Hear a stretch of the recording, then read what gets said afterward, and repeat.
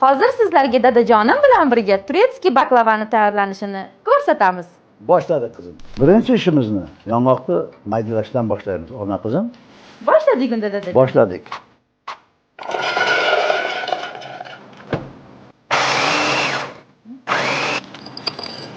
Yong'oqni maydalab oldik. Endigi navbat 400 gram saryog'ni eritib olamiz.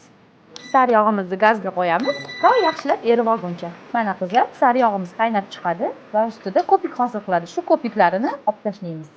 Saryog'ni idishga bo'shatib olamiz. Qolipimizning razmeri 30 diametr qizlar. Shu etapda 3 qavat xamirni yog'lab surib olamiz. Har 3-4 qavat xamirdan so'ng yong'oq sepamiz. Yong'oqning ustidan qandoqni ham sepib olamiz. Endi buni dadajon 180 gradusda 40-45 minutda pishirib olamiz. Qizlar, baklavani siropini tayyorlang. Idishga suv, anda shakar solamiz va chimdim limon kislota solamiz. O'rta olovda 7-8 daqiqa qaynatib olamiz. Tayyorlagan siropimizni pishib chiqqan baklavalarni ustiga quyib chiqamiz. Mana qizlarjonlar, turetskiy baklavamiz tayyor bo'ldi. Albatta tayyorlab ko'ring. Retseptini izohlarda qoldiraman.